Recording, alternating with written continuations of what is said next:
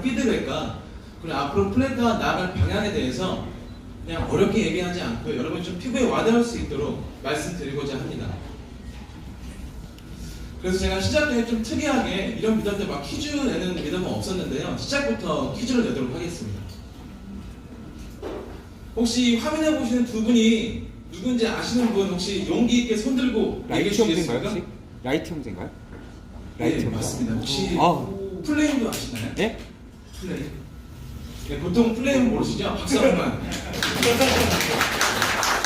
그래서 이렇게 용기 있게 말씀해 주셔서 원래는 이렇게 좀 분위기가 안 될 줄 알았는데 바로 알려주셔가지고 제가 이분께 마케팅 동료로 제가 가지고 있는 2,000개 플래트를 드리도록 하겠습니다. 왜냐면 저한테 굉장히 의미 있는 분이라서 그렇고요. 라이트 형제는 저희 플래트와 굉장히 비슷합니다. 여러분들 아시다시피 라이트 형제는 1903년에 최초로 동력 비행을 성공했습니다. 10여 년간 이 한 가지 일에 굉장히 몰두하고 주위의 걱정과 우려 속에서도 좌절하지 않고 정말로 최초로 성공을 했는데요. 그 이유가 혹시 뭘까요? 아시는 분? 네, 제가 알고 있습니다. 딱 두 가지라고 생각을 하는데요. 혁신에 대한 확신이라고 생각하고요. 두 번째는 그 확신을 통한 뚝심이라고 생각을 합니다. 저희도 이제 라이트 형제처럼 실생활에 쓰일 수 있는 블록체인 플랫폼을 개발하기 위해서 열심히 노력했지만 사실 제 얼굴을 보시면 아시겠지만 순탄치는 않았습니다. 네. 그래서 라이트 형제의 그 시범 비행기가 급추락을 하듯 저희도 작년 말에 이더리움 가격이 급추락하는 그런 시장 상황도 맞이했었고요. 저희의 기술이 실제 정말 쓰일 수 있냐, 너무 어렵다, 샤딩이 뭐냐 그런 질문을 많이 들어가지고 굉장히 걱정과 우려를 많이 끼쳤었는데요. 실제로 저희가 이번에 저희가 백서에 처음 공개한 대로 실생활에 쓰일 수 있는 블록체인 플랫폼을 개발 완료했습니다. 저희 가장 첫 번째 성공적인 비행은 작년 10월달 저희가 알파 테스팅을 통해서 성공적인 비행을 알렸는데요. 여기 보시면 작년 10월달에 저희 체인 내에서 4코어 기반으로 10,000TPS가 안정적으로 구현되는 걸 확인했습니다. 네, 정말 성공적인 첫 비행이었고요. 지금 소개할 저희의 두 번째 비행은 지난달에 런칭한 베타 테스트의 오픈입니다. 저희가 다 GitHub에 소스 코드는 공개하긴 했지만 개발 베이스를 가지신 분들은 쉽게 이해하시겠지만 일반 유저분들은 굉장히 어렵거든요. 그래서 일반 유저분들이 저희 플래타시티라는 게임을 통해서 저희 메인넷 기술 체험해볼 수 있도록 이렇게 저희가 게임을 같이 런칭하게 됐습니다. 그럼 지금부터 시작하겠습니다.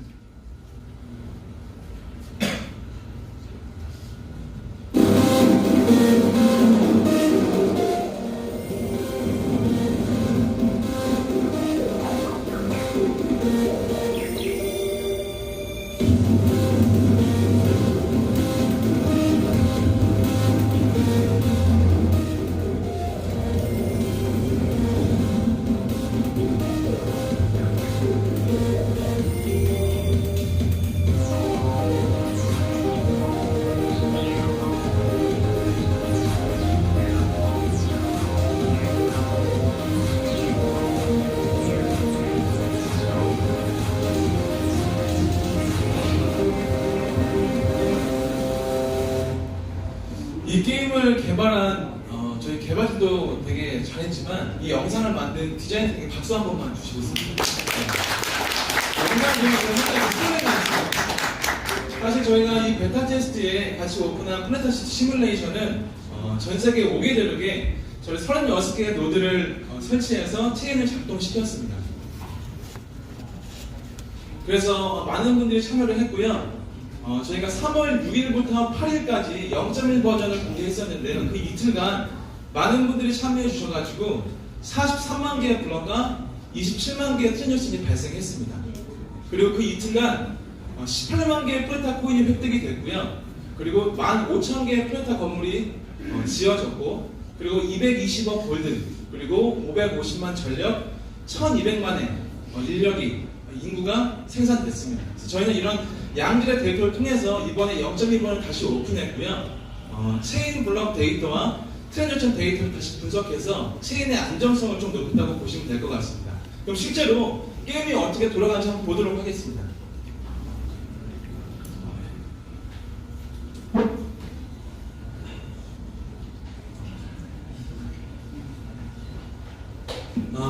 바로 이제 그냥 웹으로 접속하시면 게임에 누구나 쉽게 접속할 수 있고요.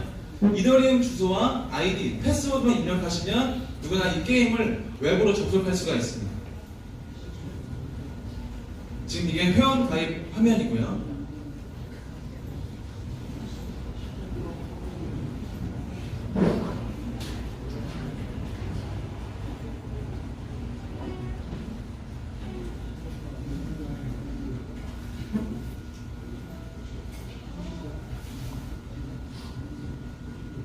네, 성공적으로 가입이 되고요. 바로 접속해 보겠습니다.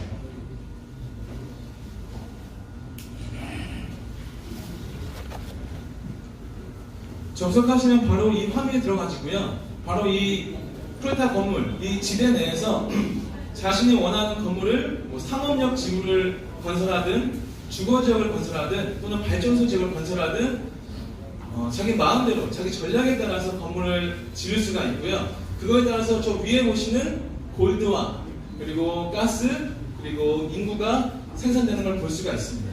그래서 저희는 이게 저도 해봤는데요. 굉장히 심시티와 비슷하고 사실 이게 막 재밌진 않습니다. 근데 이걸 왜 하면 네, 다 공감하시나 봐요. 네. 사실은 블록체인 게임 기반 게임이라고 하면 보통 게임의 결과값만 체인에 싣는데요. 저희는 게임에 발생하는 모든 트랜잭션을 다 체인에 싣는 완벽한 온체인 방식의 게임입니다. 그리고 이걸 통해서 이 화면만 있는 게 아니라 익스플로어 화면에 내가 게임에서 한 행동이 모두 체인에 기록되는 걸 저희가 웹페이지에서 계속 공개하고 있습니다. 익스플로어 한번 보시죠.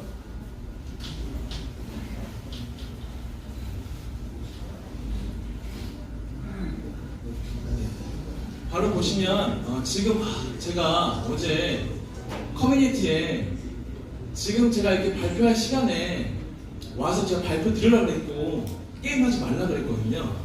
근데 지금도 게임을 하고 있습니다. 그래서 보시면 바로 지금 TPS가 올라가고 있고요. 여기 보시면 블럭과 트랜잭션이 계속 바로 즉각 반영돼서 지금 올라가고 있는 걸 볼 수 있을 것 같습니다. 그리고 밑에 보시면 저희의 POF 합의 알고리즘이라고 옥저버 노드가 즉시 컨펌에 사용되는데요. 여기 보시면 5개의 노드가 있는데 그 중에 과반수가 합의를 해서 3개가 합의를 하면 바로 블럭이 즉시 컨펌 되는 것도 실제로 보실 수가 있습니다. 네, 그 다음 스코어 화면 보시죠.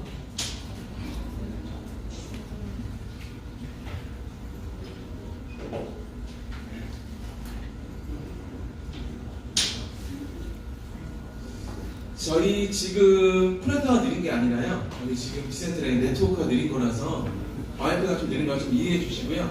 여기 스코어 화면 보시면 토탈 스코어에 따라서 게임 유저분들이 각 자신의 행위에 대해서 바로 스코어가 정해집니다. 그래서 바로 저희가 보상을 드리고 있고요. 1위의 화면 한번 보도록 하겠습니다.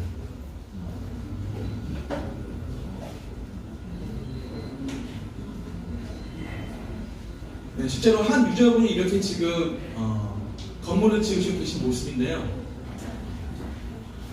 네, 어마어마하죠? 이렇게 재미없는 게임을 이렇게 열정적으로 하는 거는 저희 기술을 계속 검증하고 계신 거라고 보고요. 이렇게 건물을 지어서 저희가 지금 에어드랍을 해드리고 있습니다. 그러니까 즉 저희가 이 게임의 재미를 위해서가 아니라요. 게임 내에 발생하는 모든 트랜잭션을 다 저희가 체인을 다 감당할 수 있다는 그런 체인의 안정성을 저희가 보여드리고 있는 것입니다.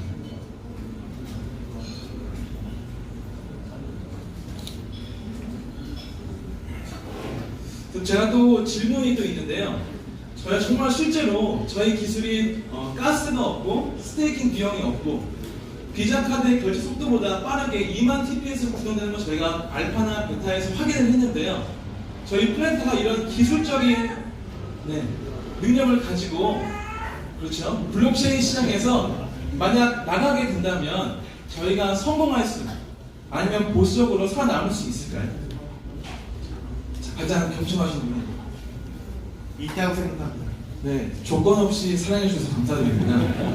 네, 저희 플레타는 그렇게 생각하지 않습니다. 사실 작년까지만 하더라도 이런 기술적 퍼포먼스가 있으면 저희가 블록체인 시장에서 큰 방향을 일으키지 않을까 생각을 했는데요. 이더리움 이후에 나온 여러 플랫폼들을 보니까 사실 기술적인 측면만으로는 어려울 것 같았습니다. 저희는 계속 되물었고요. 답을 찾았습니다. 어떻게 찾았냐면 기존 플랫폼이 왜 저평가되었을까? 좀 극단적으로 말하면 왜 사장되었을까? 그 이유에서 저희가 답을 찾았습니다. 총 3가지 이유인데요. 저희가 조사를 해보니까 DApp 시장에서 시총 1000위까지 봤을 때 이더리움 기반으로 만들어진 DApp이 약 89%입니다. 그리고 100위로 가면 이더리움 기반 DApp이 94%라고 합니다. 즉 첫 번째, 이런 메인인 시장에서 이더리움의 시장 지배력이 굉장히 막강합니다. 그래서 그걸 이기겠다고 기술로 나오는 플랫들이 다 기술로 지역이 굉장히 어려웠습니다. 그래서 다른 접근이 필요할 것 같습니다. 두 번째는 이더리움의 DApp이 새로 나온 메인넷이 아무리 기술이 좋을지라도 한 번에 메인넷을 교체한다? 비용, 시간, 마케팅 측면에서 굉장히 리스키합니다.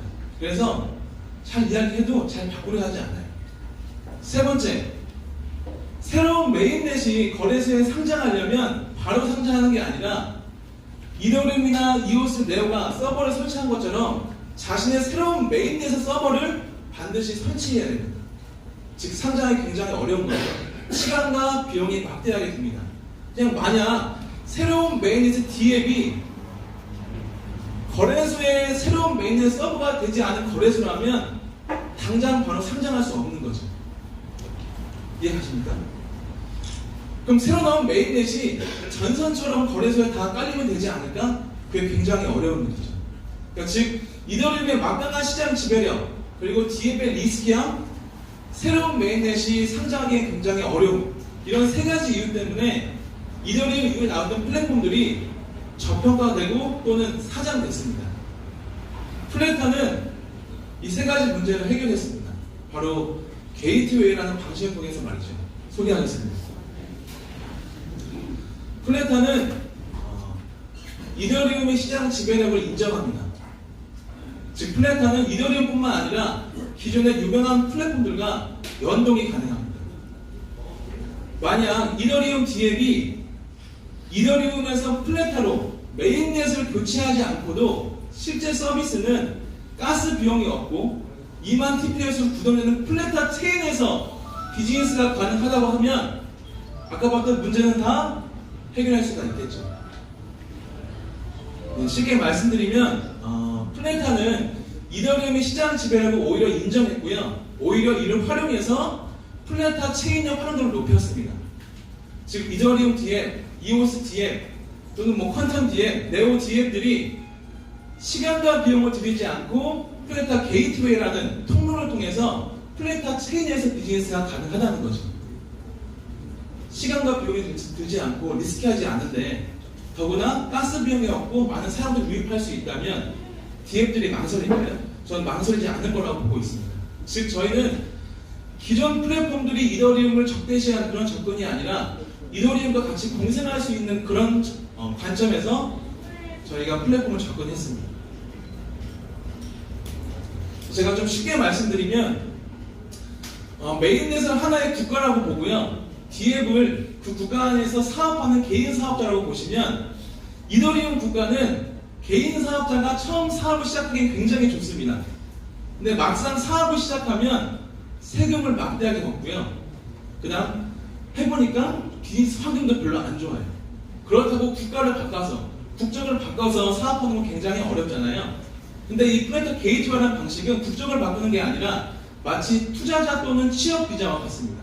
그걸 통해서 국적을 바뀌지 않고 세금이 없는 그리고 비즈니스 여건이 아주 빠른 플래터라는 국가에서 비즈니스를 할 수 있는 거죠. 그래서 제가 좀 더 기술적으로 쉽게 다시 한번 말씀드려 볼게요. 지금 이 DApp에 제가 이름을 말씀드릴 수는 없지만 실제 존재하는 DApp이고요. 이더리움 기반 DApp입니다. 이 DApp은 자신의 여러 파트너사, 유명한 브랜드의 토큰의 기축통화 역할을 하려고 합니다. 지금 어떤 거냐면 제가 좀 더 목소리를 크게 해야겠어요. 브랜드 유저가 브랜드의 토큰을 가지고 있게 되면 그 브랜드의 상품을 그 토큰으로 구매할 수 있고 또는 그 브랜드의 향후 의사결정에 대해서 투표를 통해 참여할 수 있습니다. 대신 각 브랜드의 토큰을 얻으려면 반드시 이 DAV 토큰을 먼저 구매한 후 그 브랜드의 토큰과 교환해서 쓸 수가 있습니다. 제가 만약 제 김영철이 나이키 토큰을 가지고 나이키 신발을 사고 싶다. 만약 이더리움 기반에서 그러면 몇 번의 가스비용이 발생할까요? 이 화면을 보시면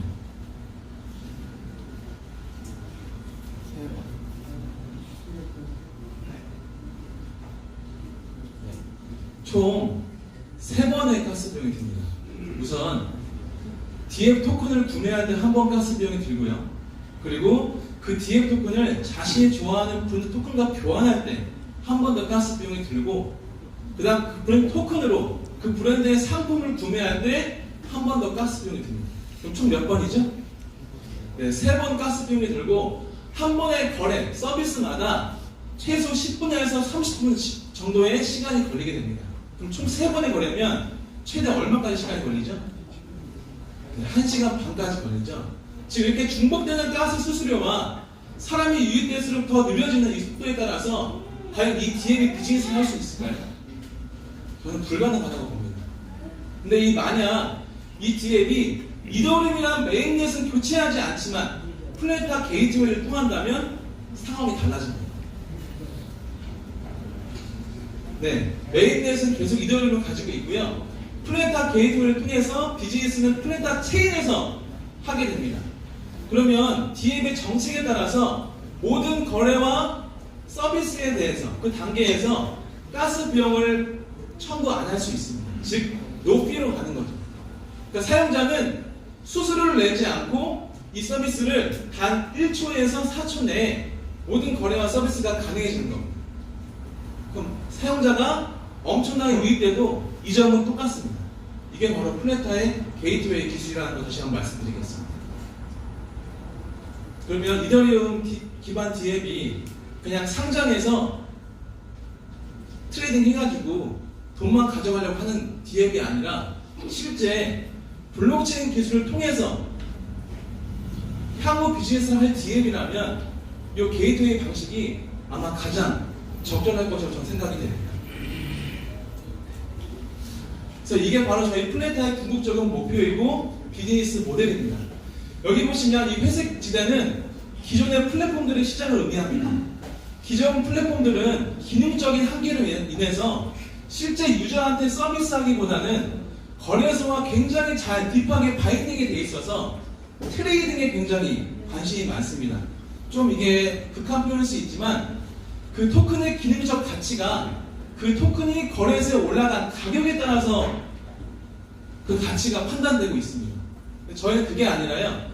그 토큰을 실제 서비스할 수 있게 만들어주면서 토큰의 가격이 그 기능의 가치를 결정하는 게 아니라 그 토큰의 쓰임새가 토큰의 가격에 반영될 수 있도록 만들 것입니다.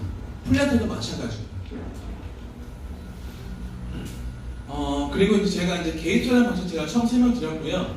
저희가 이제 기능적인 체인의 이제 기술력을 많이 이야기 드렸고 거기에 추가적으로 저희가 게이트웨이 방식을 이제 사용하다 보니까 블록체인 업계뿐만 아니라 저희가 트레디셔널 컴퍼니 기존에 사업을 하고 있는 기성 기업과도 많은 협력을 하고 있습니다. 저희가 총 3개를 하고 있는데요. 오늘 오신 분들께는 그 중에 한 가지를 저희가 말씀드리려고 합니다. 우선 한국은 제가 이름을 말하게 되면 아마 대표님이 저를 자를 거예요. 그래서 말씀은 못 드리고요.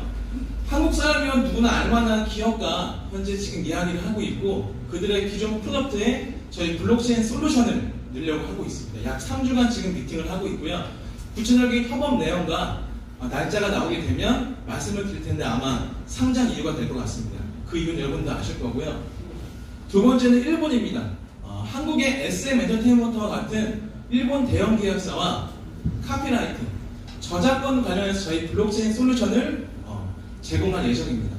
일본 같은 경우에는 판권이 독점 체제로 되어 있어가지고 한국보다 해외 수출이나 해외 마케팅이 굉장히 어려운데요. 이를 플래타의 기술을 통해서 해결하려고 하고 있습니다. 그다음 마지막 스위스. 혹시 스위스 가보신 분 계시나요? 예, 많이 가보셨네요. 저도 이번에 한번 갔다 왔는데요. 스미스는 블록체인 성지라고 불립니다. 왜 그러냐면 블록체인 기반 지방자치 시범 투표도 이루어지고 블록체인 기업에 대해서 은행 계좌도 개설해주는 나라인데요. 그만큼 유즈 케이스가 많은데 저희는 스위스 트레디셔널 컴퍼니와 앞으로 일하게 됐습니다. 그 회사는 어디냐면 바로 스위스컴이라는 회사입니다. 이게 어디냐면 한국의 SK텔레콤이랑 똑같다고 보시면 될 것 같습니다. 자, 아까 스위스 왜 가보셨는지 물어보면 공항에 가시면 딱 스위스 공항에 딱 도착하시면 스위스컴이라는 모바일 네트워크가 뜹니다. 그만큼 인류 통신사고요. 저희는 여기와 이제 작년부터 협업을 통해서 스위스컴의 자체 프로덕트에 저희 블록체인 기술을 또 가미했고요. 더불어서 이 스위스컴의 클라이언트인 카타르 정부, 두바이 정부가 스마트 시티를 만드는데 거기에 저희가 협력할 예정입니다. 좋지 않나요?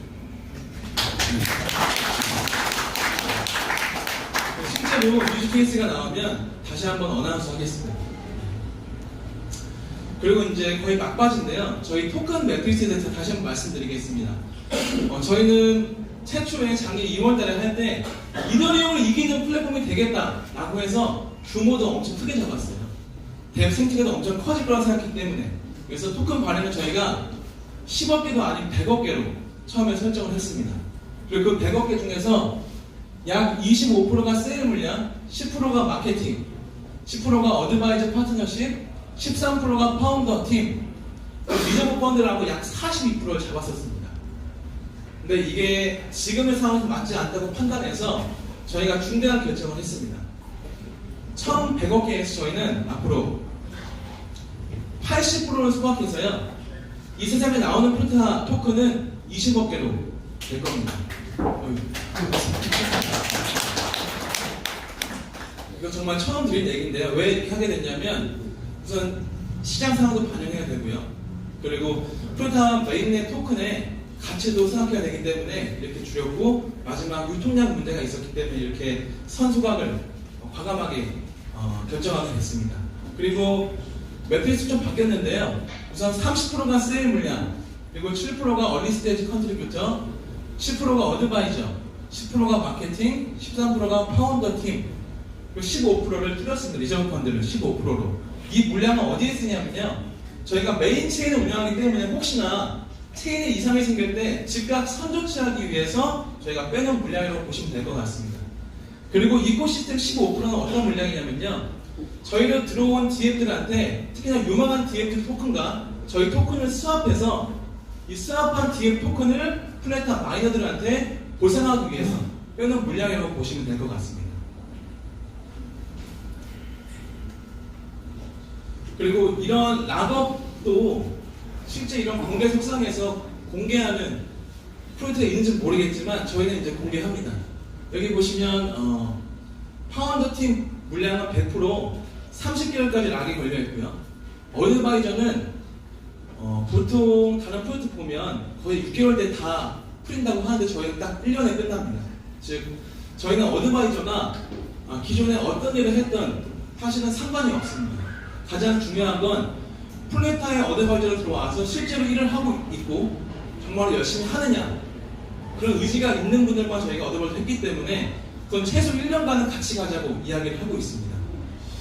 그리고 저희 어드바이저 분들은 대부분 블록체인 기업의 CEO 분들이 아니고요. 기존에 기성 비즈니스를 하고 있는 기성 기업의 대표분들로 이루어지고 있다는 걸 좀 보시면 좋을 것 같습니다. 그리고 얼리 스테이지는요. 이게 어떤 물량이냐면 제가 하나생명에서 대표님의 사탕벌림으로 인해서 제가 퇴사할 때, 즉 프레타가 처음 시작할 때 기술이 아예 없을 때 형체가 보이지 않을 때 투자를 해주신 분들인데요. 코파운더 분들의 지인분들입니다. 사실 그때 투자를 받을 때는 형체가 없으니까 투자를 받기 위해서 보너스에 대해서 락을 안 걸었습니다. 즉 시드에 대해서는 기본 물량도 락이 풀리고 보너스도 락이 풀렸어요. 근데 저희가 이제 유통량을 해보니까 이 시드 물량의 보너스까지 풀리게 되면 저희가 생각한 유통량이 안 나올 것 같아서 저희 코파운더 분들이 다 한 분씩 만나서 이 시드 보너스도 다 100% 잠그기로 했습니다. 그래서 셀 물량과 똑같이 3, 6, 9, 11로 시드의 보너스 물량도 락업이 풀릴 예정입니다. 그리고 저희 모든 셀은 다 3, 6, 9, 11로 25%씩 풀린다는 거 보시면 좋을 것 같습니다. 그리고 저희가 이 유통량을 위해서 제가 락업도 했지만 사실 또 저희 또 다른 전략이 있습니다. 어떤 거냐면 플랜타는 막대한 컴퓨팅 파워를 통해서 채굴기로 하는 채굴 사업이 아니라요. 클라우드 내에서 채굴이 가능합니다. 어떤 얘기냐면 서버를 통해서 약 월 10만원 정도의 이용료만 내면 누구나 프로타 토큰을 채굴할 수가 있습니다. 대신 조건이 있는데요. 일정량의 프로타 토큰을 가지고 락을 걸어야 마이닝이 가능합니다. 즉 마이너들이 많아질수록 유통량은 어떻게 될까요? 네, 줄어들게 되겠죠. 그래서 이 마이너들한테 락업하는 대신 큰 메리트를 주겠지만 이렇게 락업을 통해서 초기 유통량을 좀 저희가 조정하려고 이렇게 준비를 하고 있습니다. 그리고 락업 기간에 따라서 블록 리워드가 다르게 이거는 기본 포뮬레이터, 그 다음 시그마 포뮬레이터, 그 다음 오메가 포뮬레이터, 즉 블록 리워드는 갈수록 많으나 락업 기간은 저희가 길게 설정을 해놨습니다. 요거에 대한 채굴 이야기는 제가 또 다음에 또 쉽게 찾아뵙도록 하겠습니다. 마지막 저희 로드맵인데요. 저희가 처음에 이야기했던 로드맵대로 다 기술 개발을 완료했고요. 아까 말씀드렸다시피 작년 10월 달에 저희가 첫 번째 비행 알파 테스트를 성공했고, 그 다음 이번 달 두 번째 비행 저희가 베타 테스트를 성공했고, 그리고 6월 말에서 7월 초에 저희 세 번째 비행 메인넷을 런칭할 예정입니다. 그때도 꼭 와주세요. 그리고 메인넷 런칭 전에 저희는 국내는 아니지만 대형 글로벌 거래소에 상장을 확정 지었습니다. 지금 말할 수 없지만 저희가 빨리 말씀드릴 수 있도록 열심히 하겠습니다. 마지막 페이지인데요. 이분이 혹시 누군지 아시나요? 네? 무슨 암스트롱? 루이 닐 암스트롱. 박수 한번. 제가 빼놓은 물량이 2,000개밖에 없어가지고 박수로 하시는 거예요. 제가 이 마지막 사진에 플랜타 이야기가 아니라 닐 암스트롱 사진을 꺼낸 이유가 있는데요. 이분은 최초에 달에 착륙하신 분이잖아요. 근데 여러분들이 모르는 사실이 아마 있을 겁니다. 이분은 손에 쥐어진 하나가 있었는데 물건이 그게 어떤 거였냐면 아까 제가 처음에 말씀드렸던 라이트 형제가 처음 동력 비행을 성공했을 때 그 비행기에 헝겊을 치고 있었습니다. 그러니까 닐 암스트롱은 달에 가기 위해서 달에 가려고 마음 먹은 게 자기 스스로도 있겠지만 아마 동력 비행을 성공했던 라이트 형제에서 모티브를 얻고 더 높은 곳으로 올라가야겠다 마음을 먹은 게 아닐까 제가 한번 추측을 해봤습니다. 저희 플랫도 마찬가지예요. 저희도 지금 다 그냥 동력 비행에 불과하지만 저희의 기술이 블록체인 생태계에서 또는 기성기업 생태계에서 저희 기술이 쓰여서 특히나 저희 한국 기업들이 좀 더 높은 곳에 올라갈 수 있도록 기도하겠습니다. 감사합니다.